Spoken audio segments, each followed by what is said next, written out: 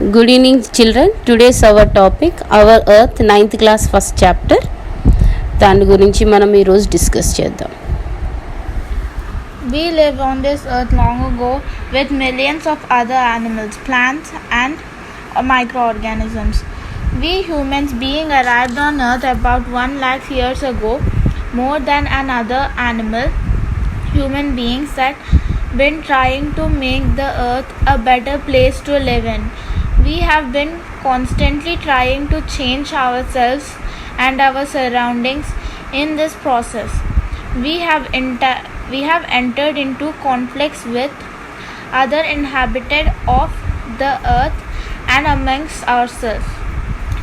But above all, we have tried to understand the earth and our activities so that we can live a better life. For long we have looked at the earth as a storehouse of resources which we can export and use it exploit and use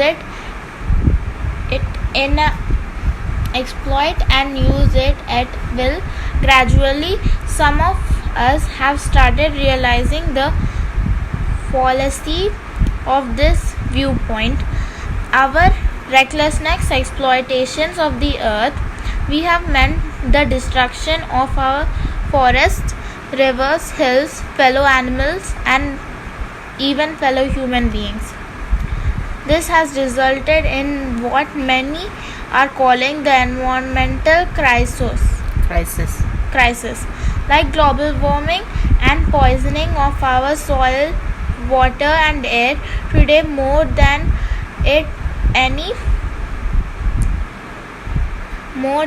that at any other time, we need to build a new understanding of the earth, how it works and what we do with each other. పారాగ్రాఫ్లో మనం చూసినట్లయితే మనకి ఇక్కడ ఏమని చెప్తున్నాడు, earth అన్నది ఎన్నో millions years ఎగోనే ఉన్నట్లుగా మనకు కనిపిస్తుంది. దానిపైన అలాగనే మనం చూసినట్లయితే యానిమల్స్ కానీ, ప్లాంట్స్ కానీ, హ్యూమన్ బీయింగ్స్ కానీ ఇవన్నీ కూడా ఎన్నో మిలియన్స్ ఇయర్స్ ఎగో నుంచే భూమిపైన ఉన్నట్లుగా మనం చూస్తున్నాం అన్నమాట. అయితే వీటినన్నిటిని బట్టి మనకి ఏం చెప్తున్నాడు అని అంటే, మరీ ముఖ్యంగా ఈ పారాగ్రాఫ్లో ఎర్త్ని మనం ఏం చేసుకున్నాము అని చెప్తున్నాడు. మన కార్యకలాపాలు చేసుకోవటం కోసం అనేసి, మెరుగైన జీవితాన్ని మనం పొందటం కోసం అనేసి మనం ఏం చేసామని చెప్తున్నాడు. భూమి మీద ఉన్న రిసోర్సెస్ని మనము యథేచ్ఛగా వాడేసుకున్నాము అని చెప్తున్నాడు. అవి ముఖ్యంగా మనం చూసినట్లయితే ఫారెస్ట్ని డిస్ట్రాయ్ చేయటం కానీ, రివర్స్ కానీ, హిల్స్ కానీ, అలాగే ఈ యానిమల్స్ కూడా ఏమైపోతున్నాయి అని చెప్తున్నాడు, అవి కూడా తగ్గిపోతున్నాయి అని చెప్తున్నాడు. అలాగే మానవులు కూడా తగ్గిపోతున్నారని చెప్తున్నాడు. మానవులు సైతం కూడా ఏమైపోతున్నారంటే, మనం ఇక్కడ మనకేం చెప్తున్నాడు, ఎక్స్ప్లాయిటేషన్ అనేసి మనం చెప్తున్నాము అంటే వీళ్ళంతా కూడా వినాశనానికి గురవుతున్నాయి అనమాట. ఏంటి ఆ వినాశనానికి గురయ్యాయి అంటే, నదువులు, ఫారెస్ట్లే కానీ, తర్వాత రివర్సే కానీ, హిల్సే కానీ, అలాగే యానిమల్స్, తర్వాత హ్యూమన్ బీయింగ్స్, వీళ్ళందరూ కూడా దాన్నే ఇలాగా డిస్ట్రాయ్ అవ్వటాన్నే ఏమని చెప్తున్నాడు అని మనం చూసినట్లయితే ఎన్విరాన్మెంట్ క్రైసిస్ అని చెప్తున్నాడు అనమాట. ఇలాగా జరగటం వల్ల ఏం జరుగుతుందంటే ఎన్విరాన్మెంట్ క్రైసిస్ అన్నది ఉత్పత్తి అవుతుంది అనేసి చెప్తున్నాడు. అంటే అలాంటి క్రైసిస్ అన్నది స్టార్ట్ అవుతుంది అని చెప్తున్నాడు. దాన్నే మనకి ఏం చెప్తున్నాడు, దీనివల్ల ఈ ఎన్విరాన్మెంట్ క్రైసిస్ వల్ల ఇంకా ఏం జరుగుతుంది అని చూసినట్లయితే, లైక్ గ్లోబల్ వార్మింగ్ అంటున్నాడు, and poisoning of our soil కూడా ఎలాగ మారిపోతుంది అంటే పాయిజన్గా మారిపోతుంది అని చెప్తున్నాడు. వాటర్ అండ్ ఎయిర్ కూడా అనేసి చెప్తున్నాడు అనమాట. ఇలాగ అవటానికి కారణం ఏంటంటే, మనము మంచిగా జీవించాలి, మెరుగైన జీవనం కోసం చేస్తున్న కృషిలో మనం ఏం చేస్తున్నాము అని అంటే, ఎర్త్కి మీద ఉన్న రిసోర్సెస్ని ఇష్టం వచ్చినట్లుగా వాటిని మనం వాడుతున్నాము అనేసి చెప్తున్నాడు అనమాట. కాబట్టి ఇక్కడ ఏం చెప్తున్నాడంటే, today's more than at any other time అనేసి చెప్తున్నాడు. ఇలాంటి వాటిని చెయ్యకుండా ఉండటానికి మనం ఏం చేయాలా, ఇప్పటికైనా కానీ we need to build a new understanding మనం ఆఫ్ ద ఎర్త్ గురించి ఒక న్యూ అండర్స్టాండింగ్కి కొత్త అవగాహనని ఏర్పరచుకోవాల్సిన అవసరం ఉంది అని చెప్తున్నాడు. ఈ అవసరాన్ని మనం అందరం కలిసి చెయ్యాలి అనేసి చెప్తున్నాడు అనమాట. అదే మనం చూసినట్లయితే how it works and what we do on it and what we do with each other అనేసి చెప్తున్నాడు అనమాట. Okay, 6th class to 8th class we have studied about the diverse people living in different kinds of lands in different times, how they use forest, soil and water and minerals of earth. In the following 4 chapters we will study about earth as a large interconnected system. We will see how the rocks, soil, minerals, water, air, sunshine, forest, animals and human interact with each other and change each other constantly. పారాగ్రాఫ్లో మనం ఇంపార్టెన్స్గా చూసినట్లయితే 8th క్లాస్లో already మనం different land forms గురించి, తర్వాత different kinds of land forms, తర్వాత different టైమ్స్లో human beings ఎలాగ ఉన్నారు అన్నది మనం ఆల్రెడీ నేర్చుకున్నాం. కాబట్టి ఇప్పుడు ఉన్న లెసన్లో కూడా మనం చూసినట్లయితే ఎర్త్ పైన ఫారెస్టే కానీ, తర్వాత ల్యాండే కానీ, వాటరే కానీ, అలాగే మనం చూసినట్లయితే మైనింగే కానీ ఎలా ఉపయోగించుకున్నాం కూడా తెలుసుకున్నామని చెప్తున్నాడు. అయితే ఇప్పుడు ఈ 9th క్లాస్లో మనకి 4 చాప్టర్స్ ఉన్నాయి కదా. ఈ 4 చాప్టర్స్ ఒకదానికొకటి రిలేషన్షిప్ కలిగి ఉంటాయి. అవి ఎర్త్ రిలేషన్షిప్ కలిగి ఉంటాయని చెప్తున్నాడు. వాటిపైన మనం దేని గురించి చదువుకోవాలి అని మనం చూసినట్లయితే ఏమని చెప్తున్నాడు అని మనం చూసినట్లయితే మరీ ముఖ్యంగా మనకి we will see how the rock, అసలుకి రాక్ ఏ విధంగా ఉంటుంది, సాయిల్స్ ఎలా ఉంటాయి, మినరల్స్ ఎలా ఉంటాయి, వాటర్ ఎలా ఉంటుంది, ఎయిర్ ఎలా ఉంటుంది, సన్షైన్ ఎలా ఉంటుంది, అలాగే మనం చూసినట్లయితే forest, animals and human beings interact ఎలాగవుతారు అన్నది with each other and change each other ఎలాగ ఉన్నాయి అన్న వాటి గురించి, వాటి యొక్క రిలేషన్షిప్ ఏంటన్నది మనం ఈ 4 చాప్టర్స్లో చూద్దామని చెప్తున్నాడు అనమాట. Okay, the universe, the sun and the earth. For thousands of years human had been looking into the sky and tried to understand the objects that shine there, the stars that remain fixed at the vice versa, each another, and the sun, the moon and the planets keep moving across the sky. What are these and in what way are they related to us? How do they affect us? Many people study these objects very carefully, noting down their movement, activities happening inside the sky. They try to figure out these objects and how they work, how they move and work. Intently, the people thought that the earth was firm and stationary, and all the other objects and all the others went around it. Since things had been changing like this for thousands of years, they also thought that the earth and the stars, the sun, had been like this for ever, and they will be like this ever. Ptolemy possessed this as a geometric theory without any change. About 500 years ago, scientists came up with the new understanding that the earth is not in the middle of the solar system, that it is actually moving around the sun, that the sun itself is also constantly moving, and that the countless stars in the sky are actually like our sun. Copernicus possessed this as a sun-centered theory, the heliocentric theory. During the last hundreds of years or so, people have been figuring out that the stars are born, they grow old and they even die. Paragraph మనం చూసినట్లయితే our universe, the sun and the earth గురించి మనకి చెప్తున్నాడు. ఇందులో మరీ ముఖ్యంగా ఏం చెప్తున్నాడు, for the thousands of years ago ఏం జరిగిందంటే హ్యూమన్ బీయింగ్స్ అంతా కూడా ఏం చేసేవాళ్ళంట, అప్పుడు ఏమి ఇలా బిల్డింగ్స్ మనం ఇప్పుడు చూసినట్లయితే అపార్ట్మెంట్ సిస్టమ్ ఉంది కాబట్టి పెద్ద పెద్ద బిల్డింగ్స్, టవర్స్ ఇవన్నీ ఉంటాయి కదా చిల్డ్రన్. అప్పటి కాలంలో అవేవి ఉండేవి కాదనమాట. కాబట్టి వాళ్ళు ఒక ట్రీ కింద కూర్చోనో లేకపోతే ఎక్కడొక చోట కూర్చోనో నైట్ టైం ఏం చేసేవాళ్ళంట, ఎప్పుడు కూడా స్కైని అబ్జర్వ్ చేస్తూ ఉండేవాళ్ళంట. అబ్జర్వ్ చేసి ఏం చేసేవాళ్ళు, trying to understand the objects. ఆ ఆబ్జెక్ట్స్ అన్నవి ఏంటి అనేసి, ఆ షైన్ అయ్యేవి ఏంటి అవి అని వాళ్ళు ఎప్పుడు కూడా వాటి గురించి ఆలోచిస్తూ వాటి గురించే అర్థం చేసుకోవడానికి వాళ్ళు దాన్ని చూస్తూ ఉండేవాళ్ళు, పైకి స్కైని అని చెప్తున్నాడు. అలా చూస్తున్నప్పుడు వాళ్ళు ఏం చెప్తున్నారు, సన్, మూన్, తర్వాత వచ్చేసి ప్లానెట్స్, వీటిని మూవింగ్ అక్రాసింగ్ ద స్కై అని చెప్తున్నాడు. అంటే అవి స్కైలో ఎలాగ సంచరిస్తాయి, వాటికి ఎలా ఉంటాయి అన్న వాటిని కూడా వాళ్ళు జాగ్రత్తగా అబ్జర్వ్ చేసేవాళ్ళు అని చెప్తున్నాడు. అంటే ఏవైతే బ్లింక్ అవుతున్నాయో అవి స్టార్స్ అని, తర్వాత ఏవైతే బ్లింక్ కాకుండా ఉంటాయో వాటిని ప్లానెట్స్ అని, అలాగా వాళ్ళు అప్పటి కాలంలోనే వాళ్ళు తెలుసుకున్నారు అనమాట. ఓకే, అలాగే మనం చూసినట్లయితే ఈ పారాగ్రాఫ్లో మరీ ముఖ్యంగా మనకి ఏం చెప్తున్నాడు అని అంటే టోలమీ.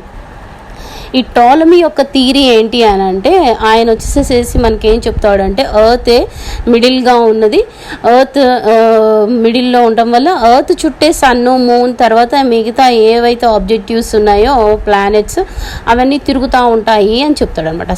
అంటే సెంటర్ ఆఫ్ ద మూన్ ఉన్నట్లు, సెంటర్ ఆఫ్ ద ఎర్త్ ఉన్నట్లుగా చెప్పాడు అనమాట. ఓకే, అయితే ఈ థియరీ రాంగ్ అనమాట. కానీ చాలా వరకే అందరూ కూడా ఆ థియరీయే కరెక్ట్ అనేసి అనుకున్నారు. కానీ అబౌట్ 500 years ago, ఎప్పుడైతే ఈ టాలమీ చెప్పిన తర్వాత 500 years తర్వాత ఏం జరిగింది, సైన్సిస్టులు కొంతమంది దీన్ని ఇన్వెస్టిగేషన్ చేసిన తర్వాత న్యూ అండర్స్టాండింగ్కి వచ్చారని చెప్తున్నాడు. ఆ న్యూ అండర్స్టాండింగ్ ఏంటి అనేది చూసినట్లయితే కోపర్నికస్ అనే సైన్సిస్ట్ ఏం చేశాడు, అసలుకి ఈ సోలార్ సిస్టానికి మనం చూసినట్లయితే సన్నే మిడిల్గా ఉంటాడు, తర్వాత మిగతా ప్లానెట్సే కానీ ఇంకా అదర్ ఆబ్జెక్టివ్సే కానీ అవి సూర్యుని చుట్టే తిరుగుతూ ఉంటాయి, సన్ చుట్టే తిరుగుతూ ఉంటాయి అనేసి చెప్పాడు అనమాట. ఓకే, దీన్నే మనం చూసినట్లయితే కోపర్నికస్ థియరీగా మనం చెప్పుకోవచ్చు అనమాట. దాన్నే మనం సోలార్ సిస్టమ్ అని కూడా చెప్పుకుంటున్నాం కదా, అదే అనమాట. అలాగే ఇంకా మనకి ఇంకేం చెప్తున్నాడు ఇంట్రెస్టింగ్ పాయింట్ అని చూసినట్లయితే during the last 100 years or so people have even figured out that stars are born, they grow old and even die అని చెప్తున్నాడు. అంటే మనకు అర్థమైంది ఏంటి, స్టార్స్ అన్నాయి పుడతాయి, అలాగే పుట్టటమే కాకుండా అవి పెరుగుతాయి, పెరిగి అవి చివరికి చనిపోతాయి అని కూడా చెప్తున్నాడు అనమాట. ఈ విధంగా కొన్ని 100 of years నుంచి ఇలాంటి దాన్ని కూడా మనం అర్థం చేసుకోగలిగారు అనేసి చెప్తున్నాడు అనమాట. ఓకే, మనం చూసినట్లయితే భాగవత పురాణం అనేసి మన అందరికీ తెలుసు, అది మన ఇండియన్ ఫిలాసఫీస్లో మనకి కనిపిస్తుంది. వాటిలో మనం చూసినట్లయితే మన సైన్సిస్టులు, ఇండియన్ సైన్సిస్టులు ఎవరైతే ఉన్నారో వాళ్ళు దాదాపు 3500 years ఎగోనే వాళ్ళు ఏం చేశారు అని అంటే భారతీయుల చేత రాయబడిన వేదాంగ జ్యోతిష్యం అనేది సూర్య సిద్ధాంతం అనమాట. ఏంటంటే సూర్యుడిని బట్టి, సూర్యుడే మధ్యలో ఉంటాడు, సూర్యుని చుట్టూ ఈ గ్రహాలు తిరుగుతూ ఉంటాయి, ఆ గ్రహాన్ని బట్టే మన యొక్క ఫ్యూచర్ అన్నది ఆధారపడి ఉంటుంది అనేసి వాళ్ళు ముందే రాశారనమాట. Okay, figured out that the stars are actually a part of large group of stars called galaxies, and there are millions of such galaxies inside the universe now. They are of view that the universe itself started 13.7 billion years ago with a big bang, and that it will end several billion later.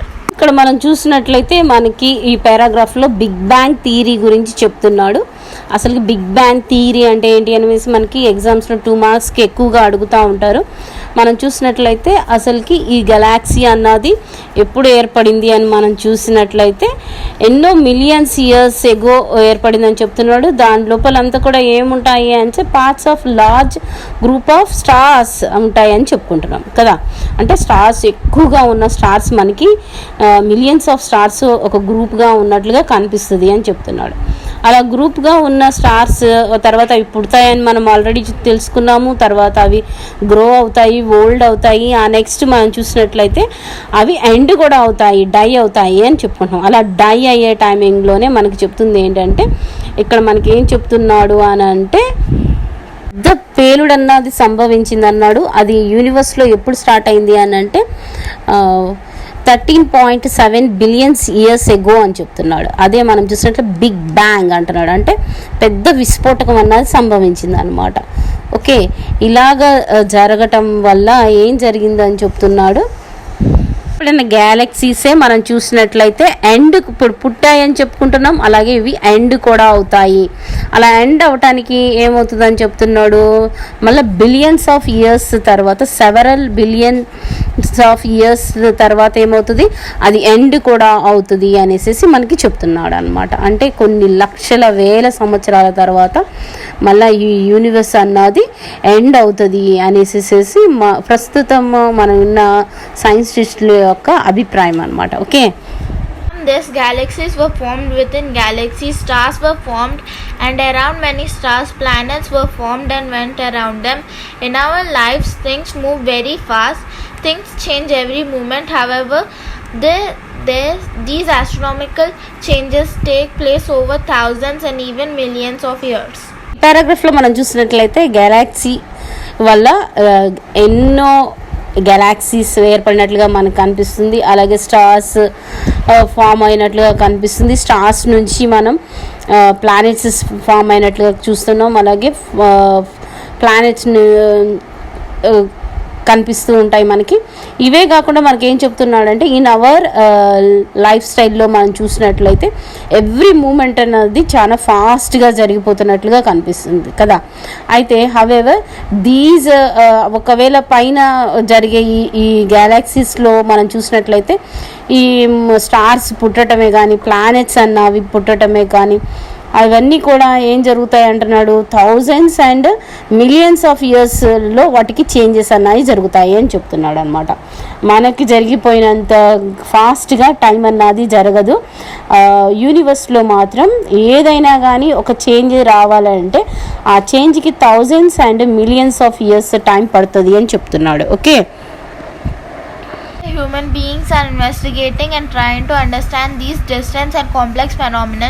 To study this, the several spaceships have been sent into space. Human beings have even landed on the moon. Spaceships were landed on the nearby planet Mars, and even have some gone beyond ends of our solar system from the Earth. లో మనకి human beings నవడేస్ human beings ఏం చేశారు, సైంటిస్టులను మనం చూసినట్లయితే investigation చేసినట్లుగా కనిపిస్తుంది universe గురించి. అలాగే వాళ్ళు దాన్ని అండర్స్టాండ్ చేసుకోవడానికి ట్రై చేసినట్టుగా కనిపిస్తుంది. ట్రై చేయటమే కాదు, వాటి గురించి వాళ్ళు స్టడీ చేసినట్లుగా కూడా మనకు కనిపిస్తుంది. ఈ స్టడీ చేసే దాంట్లో సెవరల్ స్పేస్ షిప్స్ని ఏం చేశారు వాళ్ళు అని అంటే స్పేస్లోకి పంపించినట్టుగా కూడా మనకి కనిపిస్తుంది కదా. కాబట్టి మనము ఎర్త్ నుండి మూన్ మీదకి కూడా రీచ్ అయ్యారు. ఆ రీచ్ అయిన పర్సన్స్ ఎవరు అంటే యుఎస్ నుంచి నీల్ ఆర్మ్స్ట్రాంగ్ వెళ్ళినట్లుగా తెలుసు. అలాగే రష్యా నుంచి యూరి గగన్ వెళ్ళినట్లుగా కూడా మనకి తెలుసు కదా. అలాగే మనం చూసినట్లయితే ఇంకా ఏం చెప్తున్నాడు, నియర్ బై ప్లానెట్ మాస్ మీదకి కూడా వెళ్ళినట్టుగా దానిపైన స్టడీ చేసినట్లుగా మనకు కనిపిస్తుంది. అలాగే మన ఎర్త్ నుంచి అసలు సోలార్ సిస్టమ్ నుంచి బయటకు వచ్చి యూనివర్స్ని కూడా వాళ్ళు స్టడీ చేసినట్లుగా కూడా మనకి ఈ పారాగ్రాఫ్ని బట్టి అర్థమవుతుంది కదా. Short, the sun and the earth are a part of much larger universe in which constantly moving and changing. The earth and the life on it are products of these changes and influenced by them. యూనివర్స్లో ఈ moving అవుతున్న ఈ యూనివర్స్లో చూసినట్లయితే ఈ sun and moon అన్నవి ఒక part మాత్రమే అనేసి చెప్తున్నాడు. అలాగే మనం చూసినట్లయితే అసలు ఈ మార్పులు, ఈ చేంజెస్ అన్నీ కూడా ఫలితమే భూమి మీద అసలుకి లైఫ్ అన్నది స్టార్ట్ అయ్యింది అనేసి చెప్తున్నాడు అనమాట. Okay, The earth as a planetary body. Like all planets in our solar system, Earth rotates in its own axis and goes around the sun in a defined orbit. The orbit is the path of the earth around the sun. This orbit is an uniform plane which is called the plane of the orbit. Look at these pictures of the Earth, Sun and the orbit. Which one of this do you think is correct?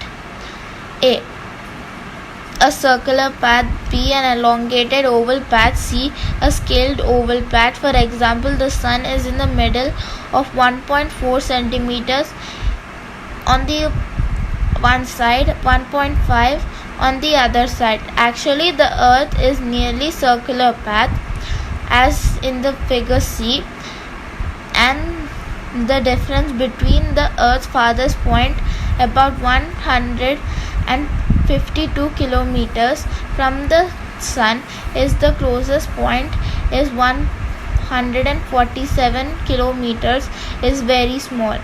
Earth travels around the Sun at the speed of 107,200 kilometers per hour. At this speed, it takes 365 1/4 days to complete one revolution. We call this a year. You have studied in class 8th about the energy received by different parts of the Earth from the Sun, and about this movement of Earth around the Sun causes the seasons like winter and summer. ఈ పారాగ్రాఫ్లో మనం చూసినట్లయితే earth as a planetary body అనేసి చెప్తున్నాడు. అంటే మనం చూసినట్లయితే ఎర్త్కి planetary body అని అంటే ప్లానెట్స్కి వేటి కూడా మన అందరికీ తెలుసు, హీట్ కానీ లైట్ కానీ ఉండవు. అవి లైట్ని కానీ హీట్ని కానీ దేని నుంచి తీసుకుంటాయి అంటే సన్ నుంచి తీసుకుంటాయి. అంటే స్టార్స్ ఏవైతే ఉంటాయో స్టార్స్ నుంచి ప్లానెట్స్ అన్నవి హీట్ని లైట్ని తీసుకుంటాయి అన్నమాట. అలాగా ఎర్త్ కూడా మనకి సోలార్ సిస్టంలో ఉన్న ఎర్త్ కూడా ఒక ప్లానెట్గా మనకి కనిపిస్తుంది. ఆ 8 ప్లానెట్స్లో ఒక ప్లానెట్ అయిన మన ఎర్త్ కూడా ఏం చేస్తుంది, ఆ హీట్ని లైట్ని అన్నది సన్ నుంచి తీసుకుంటుంది. అలా తీసుకోవటం కోసం అనేసి ఏం జరుగుతుందని చెప్తున్నాడు, earth rotates on its own axis and goes around the sun అనేసి చెప్తున్నాడు. ఇలా సన్ చుట్టూ కూడా తిరుగుతుంది అని చెప్తున్నాడు. అలాగే మనం చూసినట్లయితే ఆర్బిట్ అని చెప్తున్నాడు. అసలుకి మనం చూసినట్లయితే ఎర్త్ రొటేషన్స్ గురించి మనం ఇప్పుడు చూద్దాం. ఎర్త్ రొటేషన్స్, ఎర్త్కి వచ్చేసేసి 2 మూమెంట్స్ ఉన్నాయి.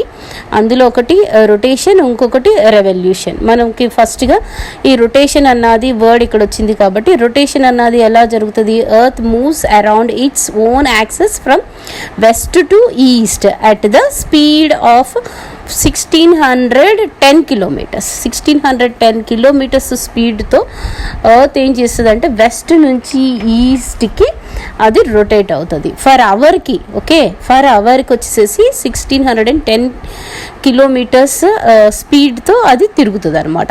దీన్ని మనం ఏం చెప్తామంటే the movements is called rotation. దీన్నే రొటేషన్ అనేసి మనం చెప్పుకుంటాం. ఓకే, ఈ రొటేషన్ కూడా దేని వల్ల జరుగుతుంది అని మనం చూసినట్లయితే మనకి అందరికీ తెలుసు, earth rotates on it's access అని చెప్తున్నాడు. యాక్సెస్ అంటే ఏంటి, మన ఎర్త్కి వచ్చేసేసి 2 పోల్స్ ఉన్నాయని చెప్పుకుంటున్నాం. ఒకటి నార్త్ పోల్, ఇంకొకటి అనదర్ వన్ సౌత్ పోల్ కదా.